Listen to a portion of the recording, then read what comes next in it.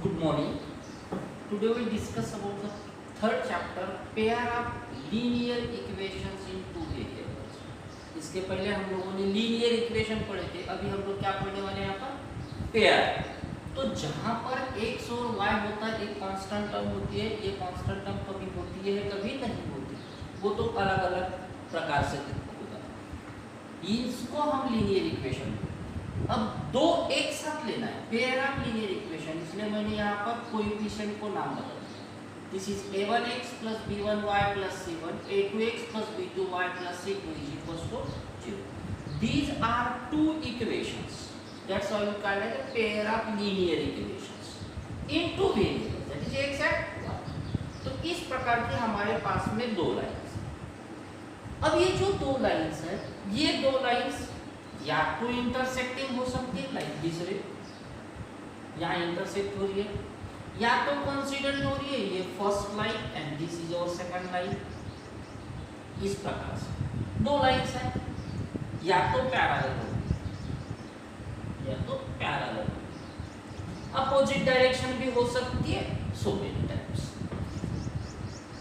ये हर बार हम लोग पिक्चराइज नहीं कर सकते, तो यहाँ पर जो कोएफिशिएंट्स है, इन कोएफिशिएंट्स के भरोसे भी हम लोग which line is to be coincident line, which line is intersecting line, which is coincident, which is parallel, ये हम लोग डिसाइड कर सकते हैं। तो यहाँ अभी हमारे पास में a1 by a2 निकाल लेंगे, b1 by b2 निकाल लेंगे, c1 by c2 कैलकुलेट कर लेंगे।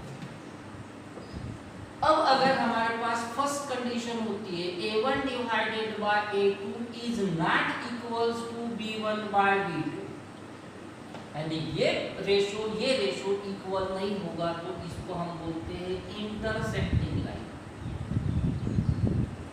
इंटरसेक्टिंग। उसके बाद में a1 by a2 is equals to b1 by b2, और ये c1 by c2 भी होगा, c1 by c2 भी होगा, तो इसको हम लोग बोलेंगे कोइंसिडेंट लाइन। कौन सी लाइन? Coincident line. और अगर a1 by a2 is equals to b1 by b2 but not equals to c1 by c2, then it is called as a parallel line.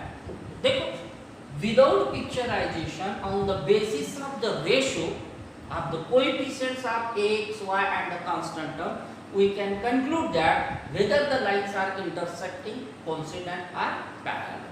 ये हमको क्वेश्चन भी पूछा जा सकता है, check whether the line is intersecting, check whether the line is coincident, check whether the line is parallel. इस प्रकार से हमको 1 मार्क 2 मार्क के लिए भी क्वेश्चंस यहाँ पर तैयार हो सकते हैं। तो ये तो हो गया इंटरसेक्टिंग, कोइंसिडेंट एंड पैरेलल। अब थोड़ा पिक्चर की तरफ आते हैं।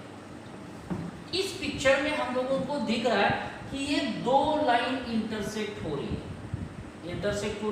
इसका मतलब there is a single point which is common in both the lines, and this is called solution.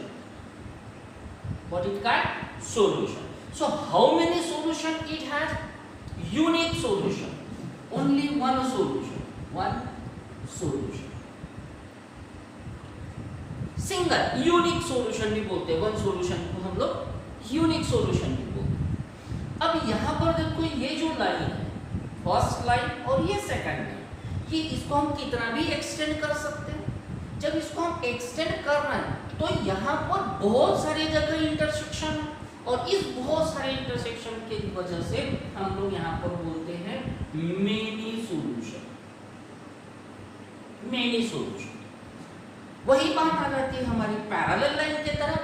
तो ये जो पैरेलल लाइंस होती है, कहीं तो भी इंटरसेक्ट हो रही है क्या, और जब ये कहीं पर भी इंटरसेक्ट नहीं हो रही, इसका मतलब there is no common point, and that's why it has no solution. इस पर भी हमको क्वेश्चन पूछा जा सकता है 1 मार्क के या 2 मार्क के लिए। Check whether the equations have unique solution, many solution और नो सॉल्यूशन। इस प्रकार से हमारे पास में क्वेश्चनिंग की जा सकती है।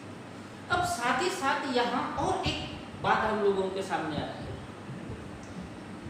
there is a single point which is common there is many points which are common in both the lines. So such lines are called as consistent line.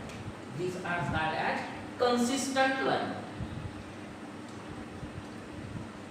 Consistent. While there is no solution, and that's why this is called inconsistent. इसको हम क्या बोलते हैं? Inconsistent. Inconsistent.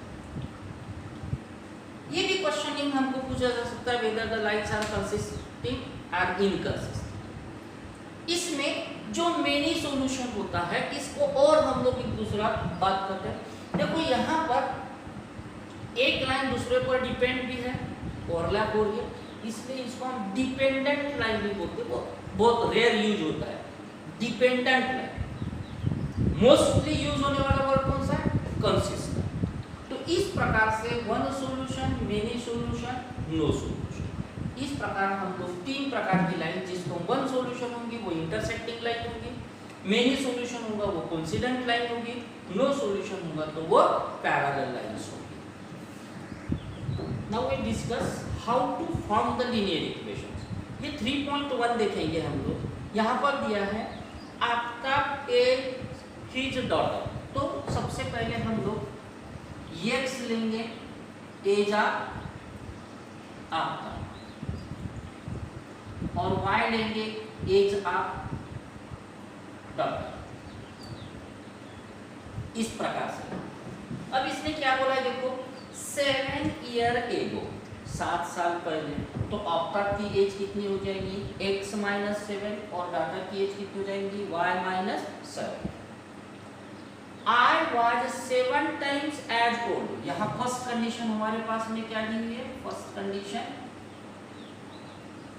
I means आप तब बोल रहा है, तो आपका 7 ईयर है, हो गया 7 ईयर है वो. Is 7 time as old as you are. You किसको बोल रहा है? डॉटर. तो डॉटर की एज हमने y लिए, y - 7. अब इसको सिंप्लीफाई करेंगे. x - 7 is equal to 7y minus 49. 7y इधर आ जाएगा, -7 उधर जाएगा. x - 7y -7 प्लस 49 इधर भी ला सकते सारी चीजें. इक्वेट 0 क्या मिला? x - 7y minus plus 42 equals to 0. This is your equation number first. इसी प्रकार से अब हम सेकंड कंडीशन भी यहाँ पर यूज करेंगे, उसको आगे पढ़ते हुए जाएंगे. तो हमारे पास क्या मिल रहा है देखो, also 3 year from now. 3 year from now का मतलब 3 साल बाद. तो अब तक की एज हो जाएगी x + 3 और उसके डॉटर की एज हो जाएगी y + 3. What is the relation between them? I shall be 3 times as old as you will be, means 3 times. I shall be 3 times. तो ये इसको बनाएंगे x + 3, 3y + 9, सबको इधर ला देते. x - 3y - 6 = 0. This is your equation number 7. अब हम लोग यहाँ पर क्या इसमें यूनिक सॉल्यूशन है या नहीं है ये भी चेक कर सकते हैं.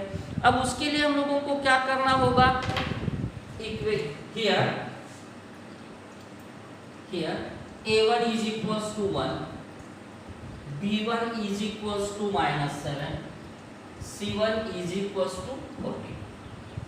While here a1 is equals to 8, b2 is equals to -3 and c2 is equals to -6. Check. a1 by a2 is equals to 1 by 1. b1 by b2 is equals to -7 by -3, that is 7 by 3.